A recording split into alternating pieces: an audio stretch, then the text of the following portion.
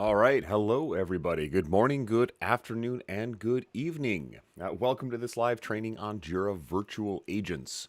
And I'll actually have a surprise guest later, I think. Um, Maybe two surprise guests, depending on how well my joke goes over. Anyway, always curious to hear where folks are from. So I'll drop a quick question in the chat. And just let me know where in the world you are if you're comfortable sharing.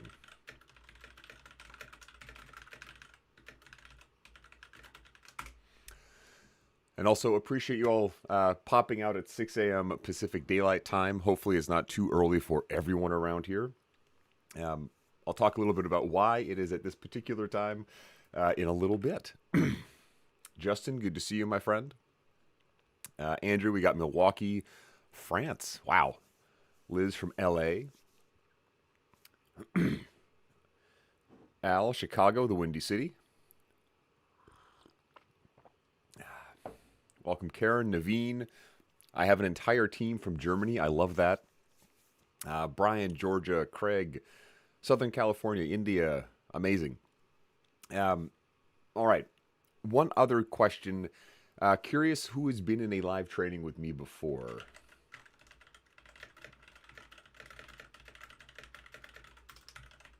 Naveen, it's good for you in IST. Yes, I believe it's going to be about, what, 5:30 your time in the evening. So hopefully you had a good day at work and you're able to, stop working soon. Noreen, the Philippines, welcome. I've been very lucky to get to go there quite a bit. And actually, I went there for work related to Jira Service Management. So I'll talk a little bit about that while I'm in here. And I've got some repeat customers. I love the customers. Repeat viewers. I love that. It's 6:30. 11 and a half. I'm sorry. Thank you for letting me know.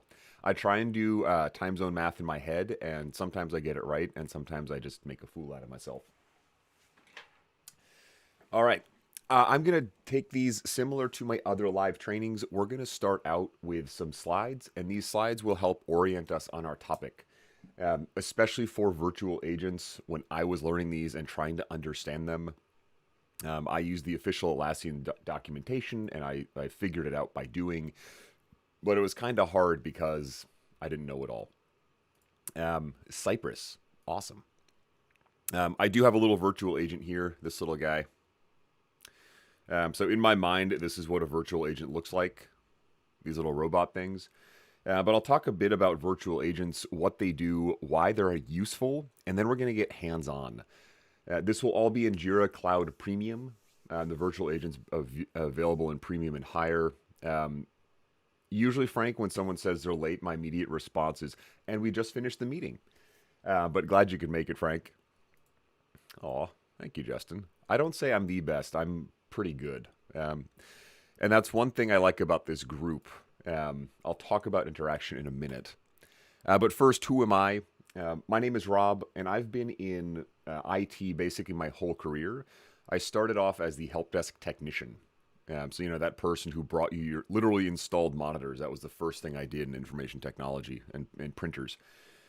Over time, that turned into different roles in IT, traveling consultant, project manager, systems developer. But always with that lens of helping people use tech to do their job. I've been using Jira Service Management about 10 years. Started off using it. I was not help desk, but I had to put in tickets to get help. Oh, Justin with the dad jokes. I love it. I got to be quicker on those in the morning. I have to drink more coffee first. Now, one thing I've noticed with systems is many times we use them and they frustrate us. And that's why I do a lot of these trainings. That's why I put together online learning courses. That's why I work with folks through email or, Zoom chat or whatever. Because the systems we use should help us do our job and enable us to do what we want, not get in our way. And Jira Service Management, like every system, can get in our way. And I'll talk about how virtual agents can help us get around that and do what we want to do, support customers. My experience within IT and systems has been with HR teams, but also IT teams, small IT teams, big HR teams, I worked with one in the Philippines that had 24 team members and did 100,000 tickets in a year, and that was for human resource support. So I've seen all kinds of crazy volume and various ways of approaching JSM, Jira Service Management. Interaction, many of you have already found this, but please use the chat. The chat is the best way to communicate. YouTube is great because you all can see and hear me, but I can't see and hear you. So put questions in there, put comments. You'll see folks in the chat talking to other folks in the chat. Please do that as well. Justin said, I'm the best and I'll take the compliment, but really I'm just one of many, many, many people who happen to know a little bit of something. So if you have an answer to someone, if you have something you want to share with someone else in the chat, please drop it in there. My metric for a successful session is one person learns something, and that person can be me. And frequently the other folks in the chat are helping me improve. Also, if you have a minute, if you can hit the subscribe and like buttons, that helps the channel out, lets me know what you like doing. This is the first virtual agent training I've done, and I'm looking at branching out into other areas. So feedback on the content is also very helpful. And if you have ideas on content you want to see, let me know that too. I've got some great ideas coming up that folks in the chat suggested. All right, our agenda. So we're going to do about 20 slides talking about virtual agents before we jump in. We'll talk about, really at a high level, what is Jira Service Management? What is this system? Then we'll talk about support structures. One thing to keep in mind is there's no perfect way to do it. This is just the way that I have done it that has been successful. So as we talk about these things, please also consider ways you can take pieces or parts of what we're talking about and apply to your work or your organization. And then we'll dig into the actual virtual agents and the mechanics and the terms you're going to need in order to set them up. The terms are important because if you don't know what to type into Google to get help, it's really hard to get help. Or if you're talking to your Jira admin at work and you're using the wrong terminology, it can take a while to figure out what's going on. Then we'll get hands-on. Again, we'll be in Jira Cloud Premium. I will also drop a bunch of different questions in. And in this case, the first question I've got is, have you worked on a help desk and what type?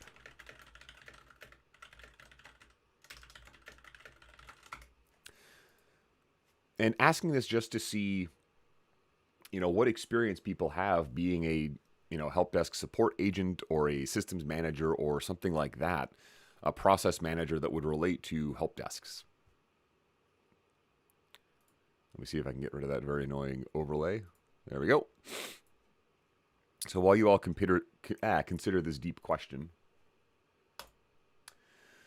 what is Jira Service Management?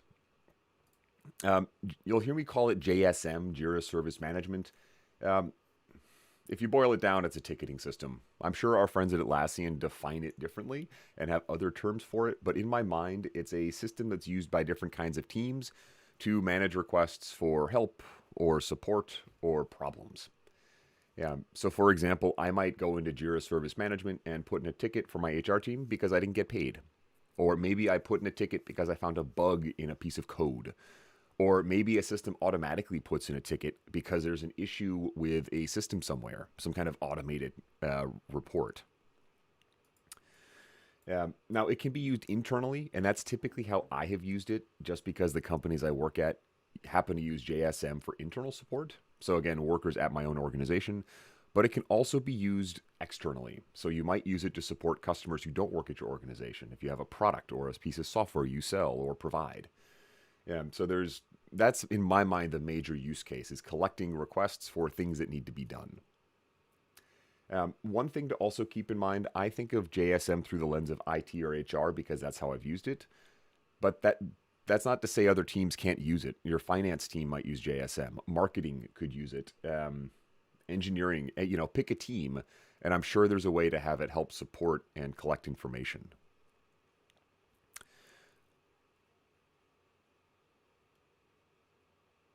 All right, we've got help desk for Airbus. Whoa, there's a big company. Lucy works with JSM at the moment. Awesome. Karen hasn't worked on a help desk, but was the only IT agent at a small company. Karen, I would argue that you would be the entire help desk. Noreen leads global IT for an org. Wow, uses JSM. First level support. I hope I'm going to say this right, Dominguez.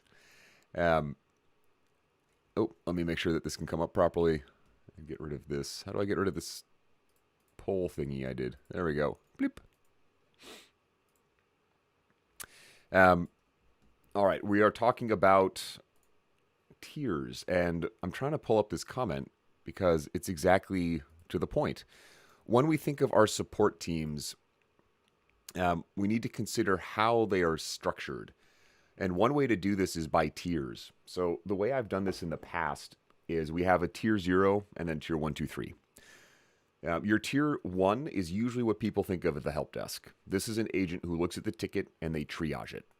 And that means they open the ticket and they make sure it's got information or it's got all the fields filled out or that kind of thing. And this is typically a human.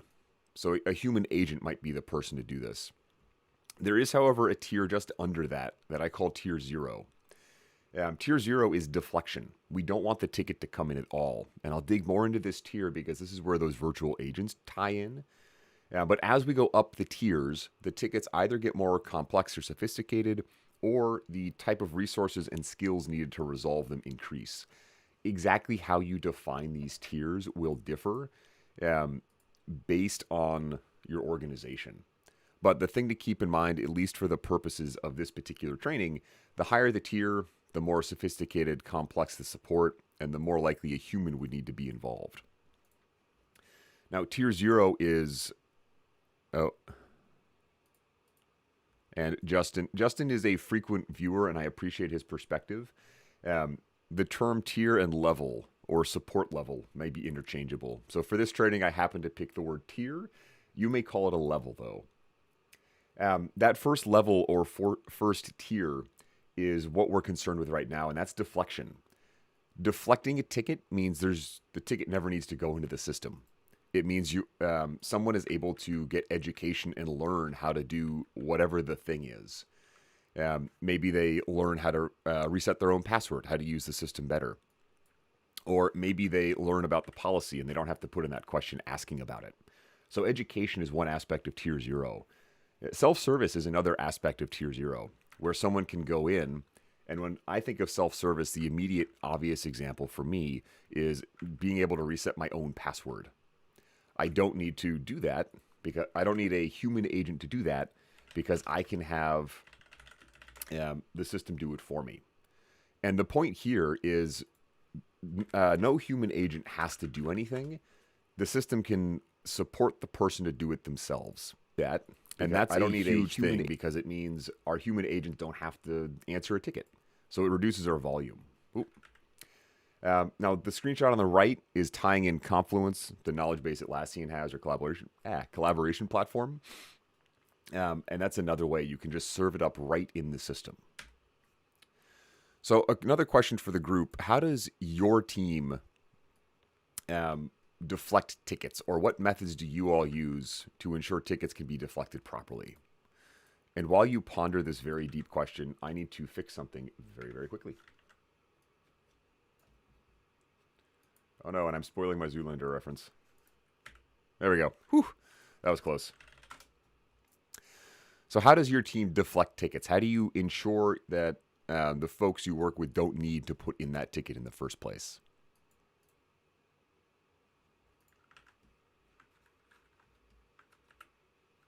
And I grabbed the wrong window, of course I did. Here we go. Whew. Saved by the Chrome.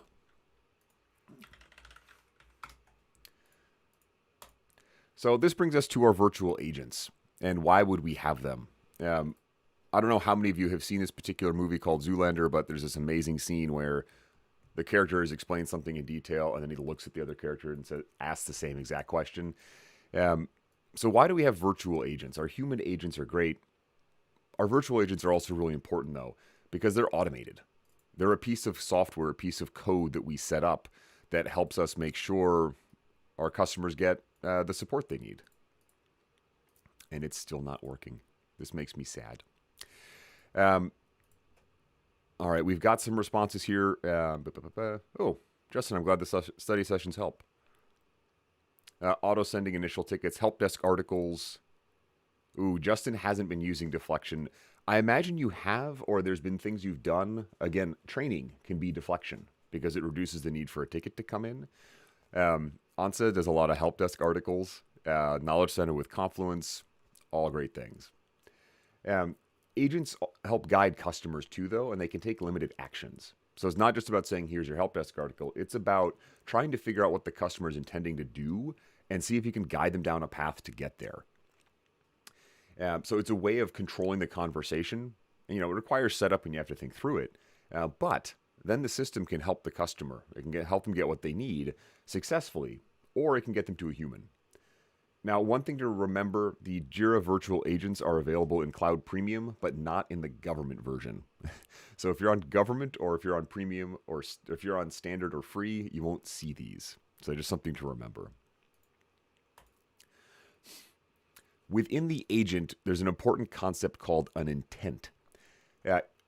There's a great definition Atlassian has. However, in my mind, the intent is what the customer is trying to do. And when we put an intent into the system, we're basically telling the agent, here's something that you need to help someone with. In the example we see here, there's a hardware request. I broke my monitor. And the intent contains all the information the agent needs on how to help the customer get information, order a new monitor, whatever it is. Now, without an intent, the agent can't recognize something. So if there isn't an intent for something we want to help with, the agent just straight up can't help you. It doesn't know about that thing. Now, good intents take time. We need to plan out our intents, and of course my head is in the way. There we go. Maybe I'll just shrink a little. Perfect. So taking time to sit down and think, okay, what do I want the agent to handle, and how will I define these is really important. They should be very specific, because the specific intent will give the agent the right information to act on or the right thing to work with. And we also don't want them to overlap, because if I have two intents that have any overlap in that Venn diagram, that middle of the circle, then the agent may pick the wrong one, and then my customer won't get the help they need. So this is where we need to do things like testing after we build, but also a lot of planning. I spend a lot of time reviewing my intents, thinking through new ones, making sure that when I put them in, they don't break something. Now, within intents, we have what are called training phrases. These training phrases are the terms, the words that help the agent identify that intent. For example, in that hardware one, we may have a training phrase called monitor, and maybe then that will tell the agent, when you see this word show up somewhere, that signals to you, hey, this person needs a monitor, or new laptop, etc. Creating these training phrases is also important, because this is what tells the agent is going on. Now, many agents, including Jira, will train itself as it goes. It'll get feedback from the customer and start to tighten itself down. However, at the start, we need to seed it. We need to start it out with a bunch of these training phrases so it knows what that intent is. You can always come back and add these, and I've done this when I need to go in and kind of pull them apart. I realize one intent should really be 2 or 3. So I have to go in and remove some training phrases from one and add different training phrases to another. And that's not what I meant to do. Let me see. I'm really trying to fix this chat because there's a lot of good stuff going on in here.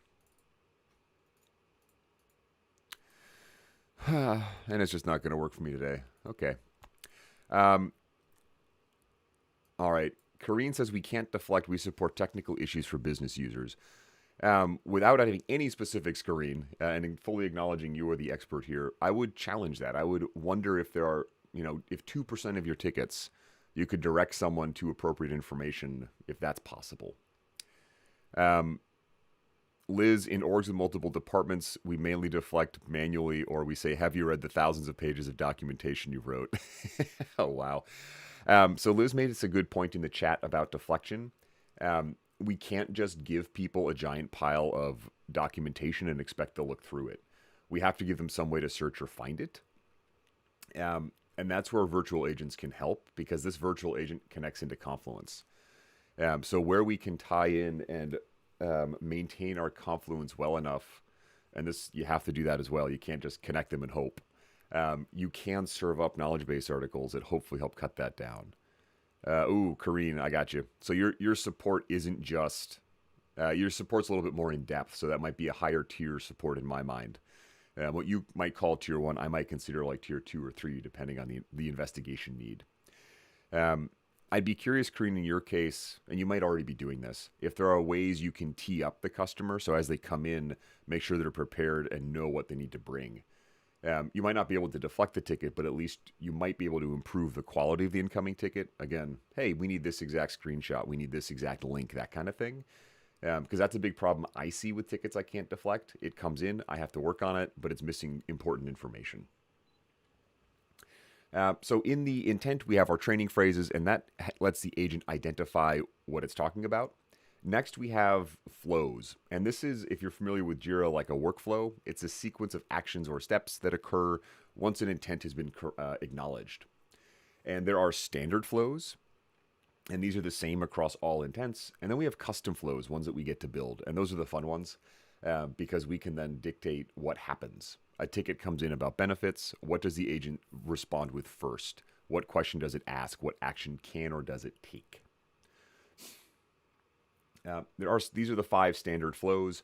Won't dig in too much to these right now, other than acknowledge. You just need to know they exist, and we can configure them a little bit. We can have a customized greeting, or the message when we escalate to a human can differ based on the flow that we want to serve up.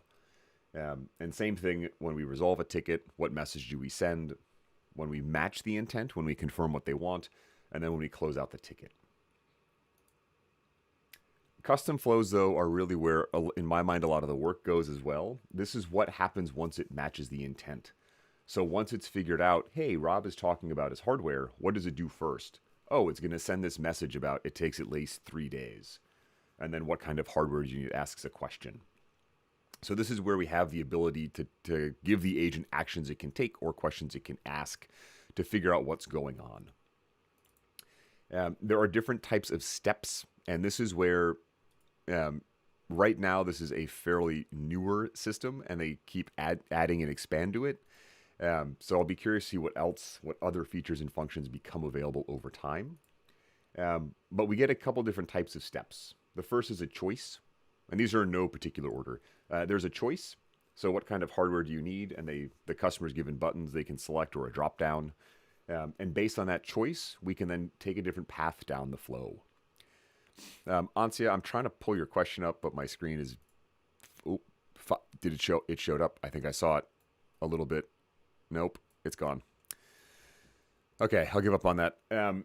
We can go in and edit flows at any time. And so I'll show you that in a moment once we get live. A message just sends a message. Now, right now, you can do a little bit of formatting in there, and you can include hyperlinks. So frequently, I have a policy bot, and one of the first messages it sends is, hey, here's a link to our policy. Have you read this? Just to remind folks, like, you really need to go read this FAQ, kind of back to, I think it was Liz's question about sending thousands of pages of documentation and how we want to make sure folks have read it. This is one way to do that. At least they clicked, yes, I read it, even if they didn't. And then a message just sends some text back. I use ask for info a lot. It solicits something from the customer. It might be a location. It's something to fill in a field on the ticket. Now, it can result in the ticket being resolved. For example, if they pick what country are you located, and I say I'm in Peru, I'm terribly sorry. I can't. We don't have an office in Peru. I can't send you hardware. We could close it. Or we could prompt for information and then put that on the ticket later. One frustration for me is not every field is supported. For example, the description field, I can't support with ask for info. There's other ways to feed it using smart values, but it's not as intuitive and not as easy to use at this point as I might like. Frank, are there possibilities for translations, or are these then just different flows? What I assume your question is asking... can I have an English language intent and a French language intent and have them one be entirely in French, one be entirely in English? I believe those would be separate flows. I haven't seen a way to translate within one intent multiple languages. I also haven't tried it, though. As I'm talking through this, you could try putting in the training phrases the multiple languages. However, the responses would all be either monolingual or you'd have to put, like, where are you located in both languages. And I say that because I haven't seen a way to translate within the flow at this point. Another step type we have is changing. We can swap out the request type. So if we go through the flow and realize that the default request type is incorrect, we can have the agent change it, which is useful. And the last one is relatively new, is web requests. So we can hook the agent into webhooks and talk to other systems and take more robust action. I won't dig into this one in this training. One, because I'm scared of it. I haven't used it all that much. But two, this is the much more complex version. And this, for me, generally requires some kind of software engineer, network engineer to help me build it, just to make sure I do it correctly. But this does exist, so this does allow us to talk to different systems in different ways. Whew. All right. One last question. How do you plan out changes that you want to make to your help desk? So when we consider our help desk, how do you figure out what changes are necessary or you want to do? And this is not a loaded question, but maybe a leading question would be the fun way to put it.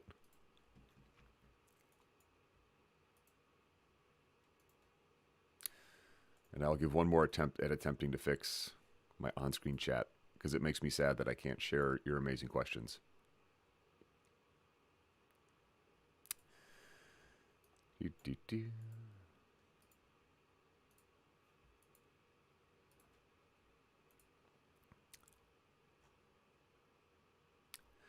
All right. Last slide to talk about is planning. When we think of tools, we tend to think about how do we set it up and what does it do, and we tend to forget what do we need it to do, why do we need it. So before you jump into something like a virtual agent or even Jira, make sure you're talking to your team and figuring out what does your team need to do.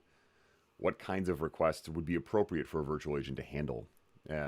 For example, in Kareen's world, maybe it's not a good fit for their team, and that's okay. And you can make that decision and move on to something else. Or maybe you examine it and you realize, hey, there's one type of ticket we could try to automate. But take time to plan, talk to the team, figure out the needs, and then plan out what you intend to do, and then plan out the flows, and then do a little experiment. Don't just deploy it to your whole company, because if it crashes and burns, it's not the best experience. But make this time to plan. Even a little bit's going to really help you. And that's my little soapbox about step back, take a moment, and think things through. Ansia has a roadmap. Awesome. So we have a little scenario before we jump into Jira. We are an IT team, and we're getting lots of requests about basic stuff, like passwords and policies, things that we think customers should be able to figure out on their own, or things that take a lot of time and mean we can't focus on higher tier, more complex, higher service level items. We've been asked to just see what we can do to help that team. And here is our magic portal into Jira. So again, we are in Jira Service Management Premium Cloud. So the agent's available in Premium and Enterprise, but not in Government. Excuse me. And I have an entire project I just called Virtual Agent to tinker around with this thing. And this is another great thing we should do as admins. Have a test project, and then anything you blow up in there does not matter. It won't impact anyone. To find our virtual agent, I'm just going to look for project settings. So I have to be a project admin. I have to have that level of access. And then I'm looking for channels and self-service, and I've got a virtual service agent option. And I can see that this particular agent has already been set up a bit. So I've got a hardware request, I've got a password reset, I've got a policy help. And just to orient us, over on the left, I have a couple menus. I've got performance. And this is something I'll talk about a little bit, but this is kind of a sterile environment. I need to go in here and have more stuff happen. But this will track how it worked or what it's been doing. And this is important to check in on every week, every few months, just to see how it's been, what conversations it's having, what it's resolved, what it's matched, what intents it is identified, as well as its overall rating. So customers can give it a score 1 to 4 or 1 to 5. And if you see that dropping, maybe you got to go in and figure it out. Excuse me. Now, I briefly mentioned Atlassian intelligence, but I can tie my agent into a Confluence space. So if the agent can't match the intent, it might then try to look through Confluence to find an answer. And this is where the setup for the service management project is important because the agent will look through any space I designate here. So this is the same information my human agents would see on the ticket, the same information my human customers would see when they put in a ticket. But this has also been really helpful for me. Again, it requires those Confluence spaces to be set up and maintained with keywords and labels and things. But this is another way the agent can support folks. You don't have to plan out everything. You can give it this backup of Confluence. Intents we'll come back to. These are our standard flows. And again, there are 5 of them, and they're across the project. So the first one is just greeting. And this is what pops up when someone first interacts with the agent. And we'll see this when we go into there's a test screen we can take a look at. Kareen's asking if we can tie in SharePoint. That's a great question, my friend. Very quickly, let me flip back over here. One thing I will do is post a follow-up on my blog and in Atlassian community about everything. I don't know offhand if we can tie in SharePoint. However, I haven't had to in my line of work. And that's one of my weaknesses and why I love these trainings is I get to see other perspectives. So, Kareen, I'll get an answer for you, yes, no, or otherwise. I used SharePoint as my first database, but it's been a very long time, so I'm very out of date with it. Our standard flows, again, are what happen when someone first says hi to the agent. So we can come in here and edit these. We can't really change them, though. And this is visually how all the flows look. They start with the customer's message. They'll have some actions, and then they'll do something.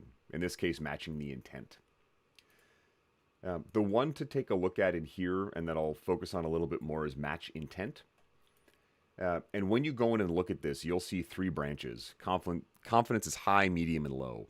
This is how confident the agent is in its match. So if it has a lot of good training phrases about hardware, it might say, hey, I'm really confident. And then I have a specific question about the intent to confirm I got the right thing. And if they say yes, it goes into that intent. And if they say no, that's feedback for the agent. Now, I don't know how Atlassian has defined high, medium, low in terms of confidence. I have a special guest. Okay. Sorry, excuse this brief interruption, folks. My mom is visiting from Canada, so come on over, Mom. Everyone say hi to Mary. Hi, Mom. everybody. Good morning. I got up very early to see this guy do his magic. Okay. I got to sit over there. Oh, yeah. So we're going to have an in-person surprise guest, so thank you all for humoring me with that one. Thank you. All right. If it's mediumly confident, it then goes down the middle route. And you'll notice, hi, Rob's mom. Hi, Mom. Hi. Thank you. Sorry, I couldn't resist inviting her on camera for a minute. Thank you all. On that note, you know, the folks in our lives, like my mom, help make this kind of stuff happen. So I'm really appreciative that she's here and that she chose to come and see what I'm doing. So thank you, Mom. All right, now these intents, this flow is how the agent figures out is it confident in its answer. And you'll notice that the low is just, hey, I didn't understand you. This one, I come through here and personalize all of these just to make sure it's appropriate for my team or makes sense. So I'll encourage you to come in here and double check this language just so it works for your team. But this is where the agent can learn. If someone clicks, again, the yes, that tells the agent, oh, these phrases are good, or what did they type in, and that feeds the agent. If they say no, that tells it something too. All right. Conversations are the actual back and forth the agent has had. We can't click in to see more than these, but this is a good way to see what happened. So for this first message that it got, it was help me learn, and it was answered by the AI. So the Atlassian intelligence actually caught this one. It didn't have an intent. It found an answer in Confluence somewhere, which is great. This is something else I check on a weekly basis, monthly basis, every few days, just to see how it's working. Because if I see a lot of failures to resolve or failures to match, that's telling me I got to go through and update the agent somehow. We had a question about request types. The agent has a default request type, and this is one of the annoyances for me. I have to tell it at the start, every ticket's going to be IT help. Now, in my flow, I can have a step that changes the request type. So if it identifies or realizes, hey, this is a different one, it can change it. But I have to pick one. The other annoyance is, as of right now, none of the fields on the request type, except for summary, can be required. This for me is annoying because it makes it possible for someone to submit a ticket through a different channel that doesn't have required fields, which is annoying. And Justin's got an answer about SharePoint. I knew one of you or Frank would know what's going on. Can't support SharePoint natively, but there's marketplace apps. And then we can see the channels the agent's active in. In this particular instance, I only have the portal. However, you can tie it into Slack or Teams. I tend to use Slack a lot because that's what my organizations have. But this will put the agent in a channel, and so when someone puts in a message, the agent responds and then picks up the ticket. And similar responding with email.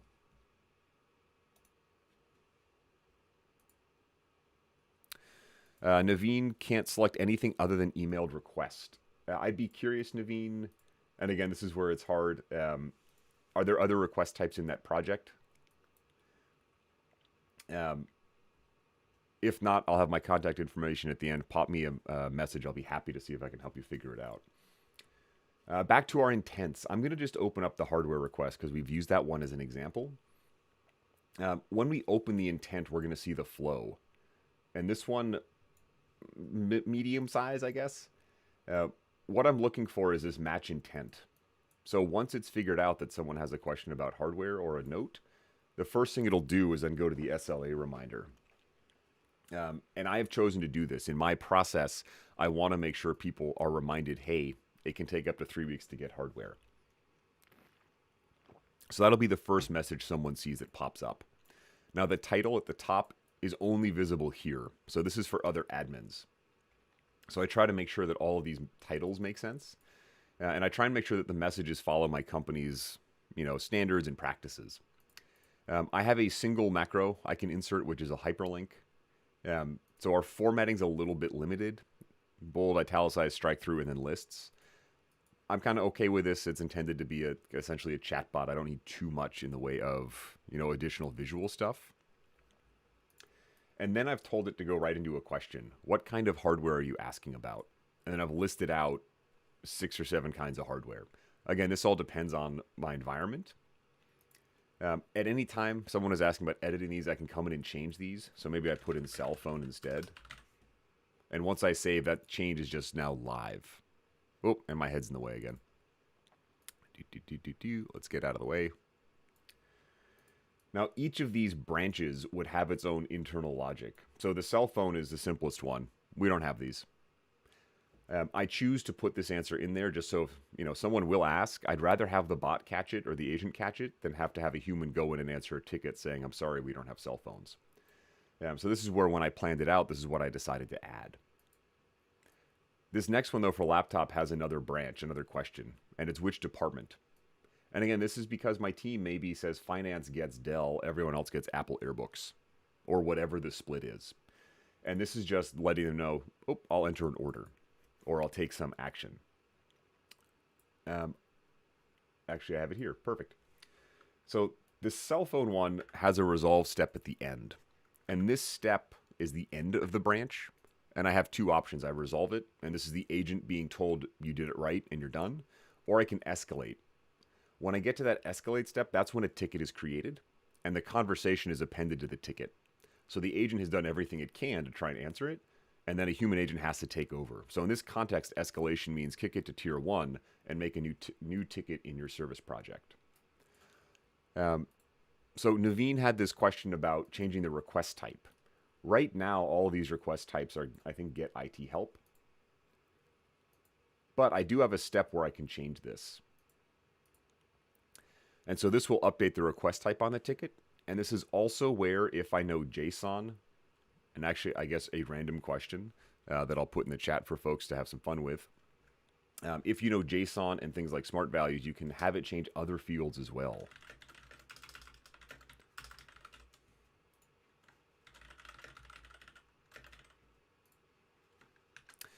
Oh, I'm trying to think of other fun names for this. Hey, Mom, what do you think JSON is? I have no idea. I'm trying to figure it out. All right. JSON. So If you know JSON, you can add other things. I'm curious if anyone in the chat knows what it stands for. It's kind of a fun, just techie thing that we should all probably understand a little bit more of. I can also delete steps, and as soon as I delete it and save, it goes live. And there's one other setting I can use on the agent itself or on the intent, and I can take it offline. Oop, and I have to save first, of course. They all start in a test state, and that's for safety. You don't want the agent just starting to work and it's sending wrong answers, but you can always pull it back into a test state if you have to make a lot of changes. I typically do that when I realize I have to dramatically change something. So if I update single steps, I'll leave it live. But if I realize, hey, I really need to get in here and change a lot of stuff, then I'm going to go through and pull the agent just so I can work on it safely without it giving bad answers. My training tab is where all those training phrases live. And this is where if I realize my agent isn't talking to enough folks, Karen's almost got it. JavaScript object something or other. Hang on, I'll add a quick poll in here. A cat's name, something engineering. No clue.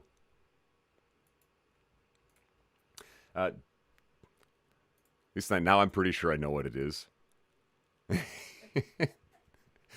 Update notation.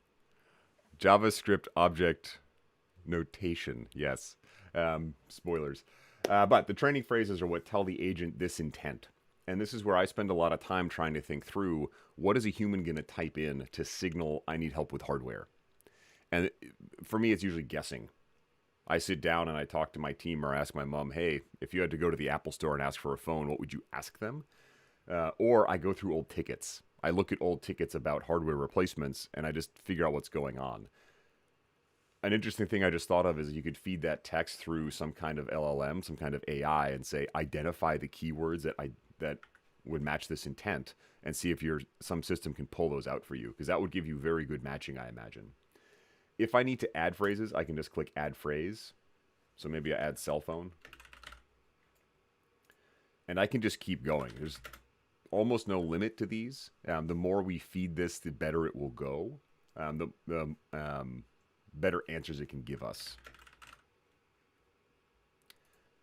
Now, I mentioned we want intents that are non-overlapping. If I realize I have two intents with similar training phrases or are triggering at the same not at the same time, triggering for similar things, I would come in here and remove the training phrases for things that I don't want it to trigger for.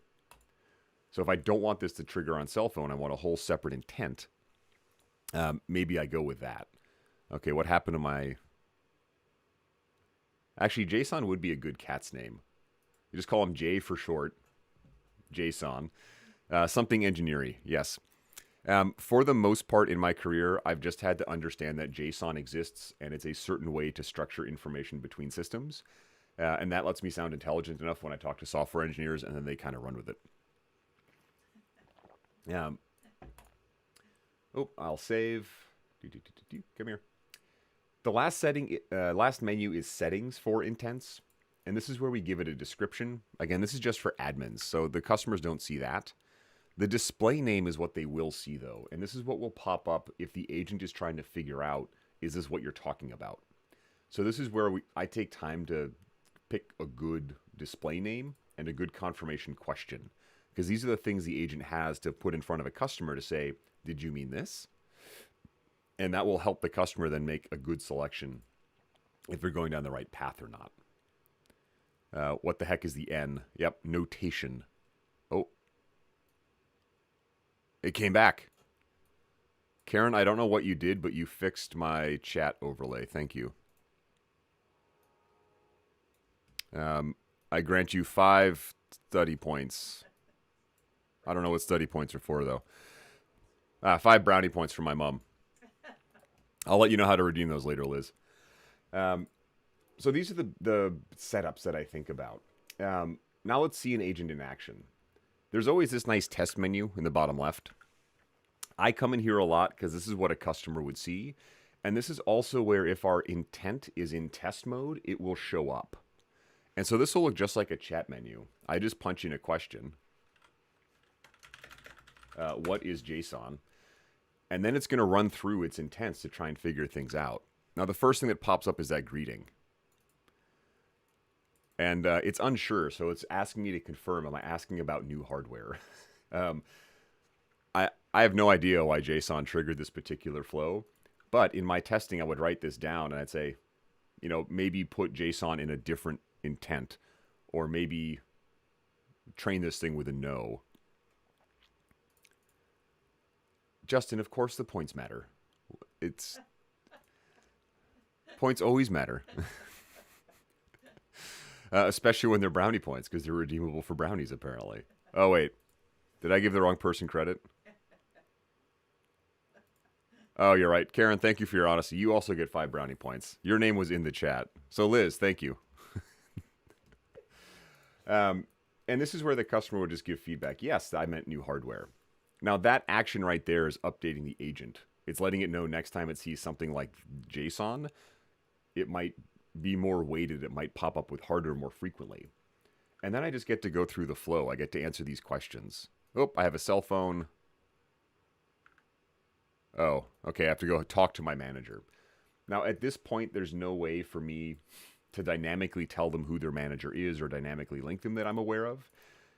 I imagine with enough time, the web request, like the webhook step, I could tie into that and pull information in. And that would be something fun. If anyone has a lot of spare time to take a look into, I'll see if I can pull some time out and just tinker with it. But one of my challenges with this system is it's not as dynamic as I would want. It's not like a human. So it's limited to what's programmed into the flow. And I'll say that was a pretty good experience. And then we're done. I'll do one more very quickly about hardware just so you can see the experience, and then we'll make a new intent. I need a new monitor.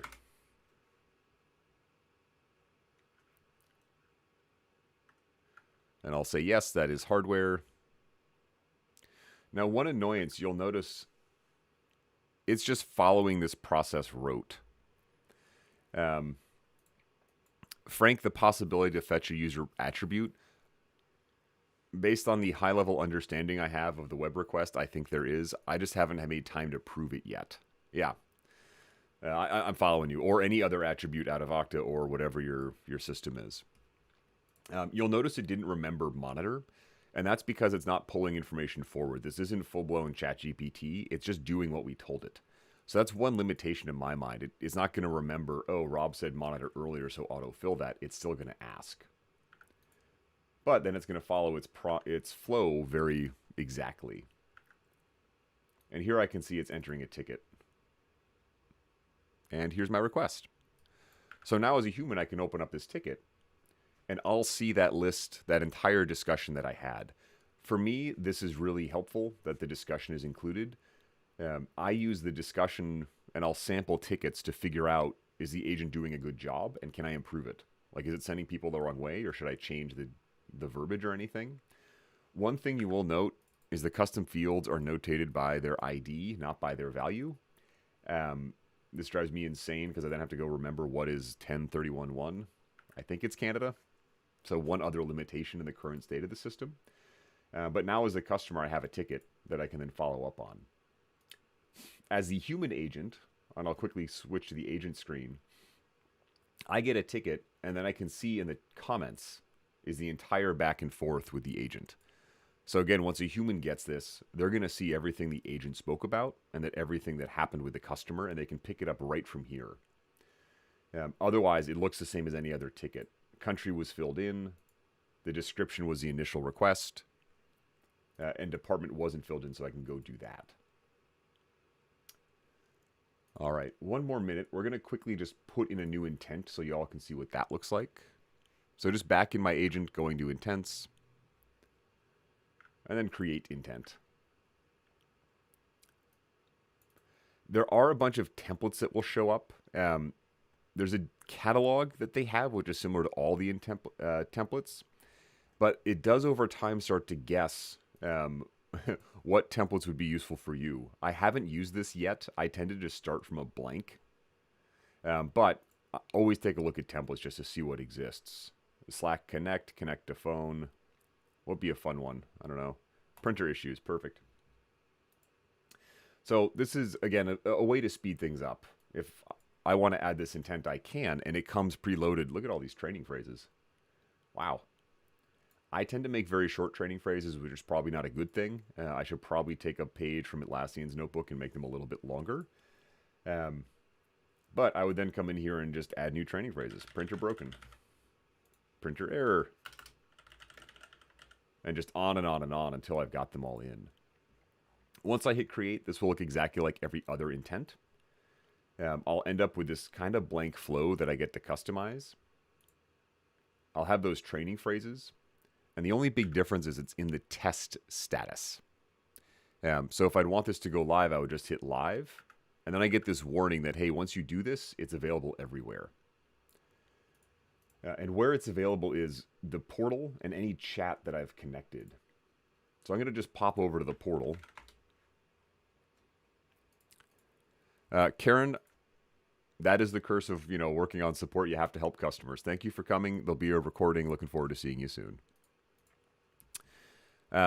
What if we use forms on request types? I haven't used forms very much, Justin, and I haven't used them with agents yet, but that's something I can test out and just see what happens.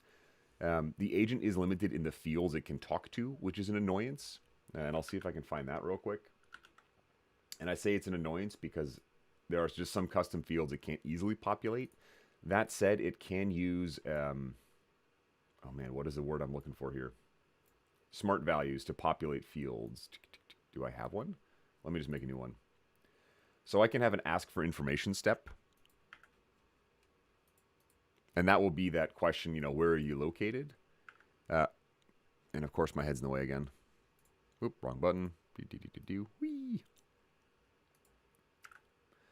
I can select a number of different fields, but it can yell at me, hey, it's not available. So I don't know if forms are supported at this point, or if in your specific case, I'd be happy to follow up. I find it annoying that I can select a field like effective services and then get yelled at that it's not supported. Like, why does it even show up if I can't use it? So that's one limitation in my mind, is just the fields it supports are not everything I'd want. Last thing in here, though, this is the portal. And what I've done is I've set up the agent on the portal. So someone could click this blue button instead of putting in a ticket, and that would be the goal. They first interact with the agent. And then this is the agent, the same screen we saw in test, but this is the live version. I need help. I also like to come into the agent and just see what it does when I type in random questions.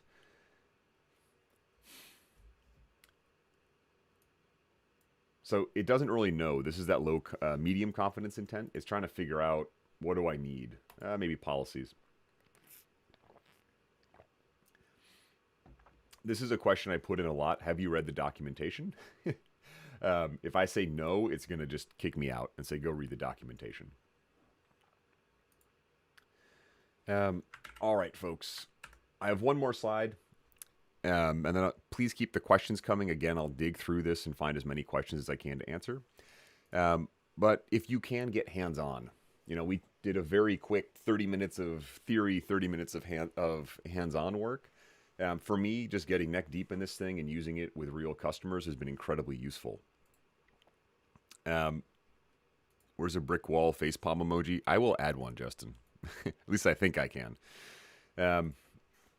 So get hands-on. Oh, we got a brick wall. There we go. I've also got a Udemy course that digs into this. It's like an hour and 15 minutes, and it goes step by step in setting up a bot. I'll drop the link real quick in the chat. But I've got this set up so you get the best possible price right now. So as a discount coupon that's live, feel free to share it. But just use code BEST_MAR_25. Or just use the link that I'm going to drop in chat right now. And that will expand on everything we've learned. And Frank, I'll touch on that in a minute. I'll have a moment just at the end of this.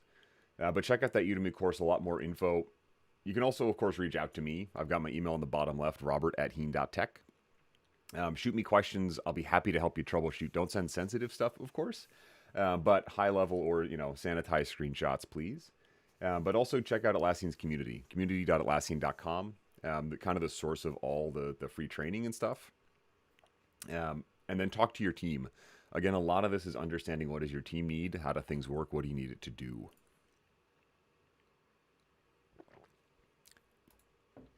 Ansia, very interested in intent by language.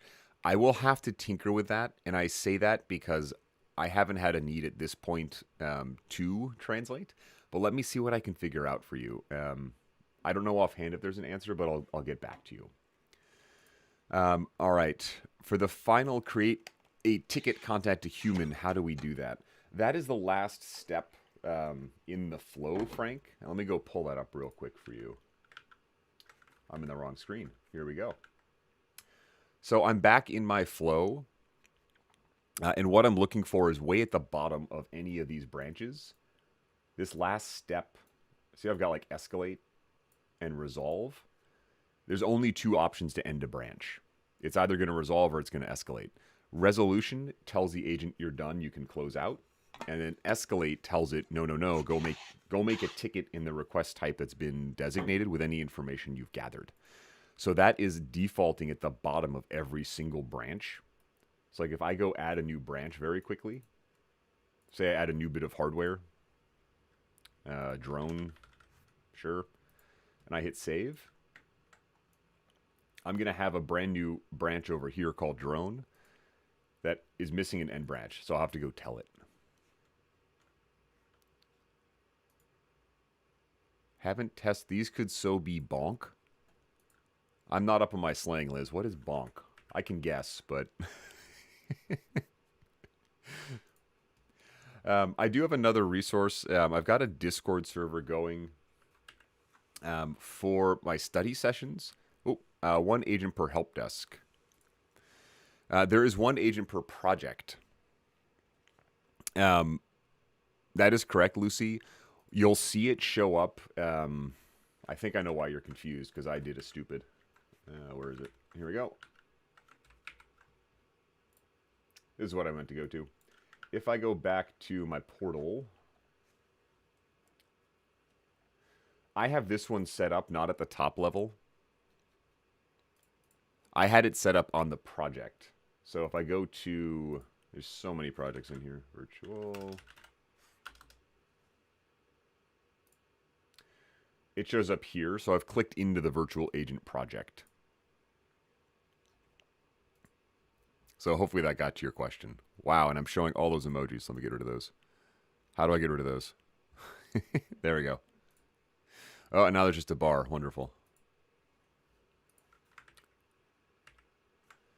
I do also have that Discord server I briefly mentioned. That's another spot where y'all are welcome to come ask questions and learn. I'll drop that link in here real quick. The intention with that is it's a little bit more real time than something like Community, but another option for learning and sharing information. Lucy, I'm glad that worked for you. All right, what other questions do y'all have? Again, I'm going to go through the chat and pull all the questions and have a follow-up blog post.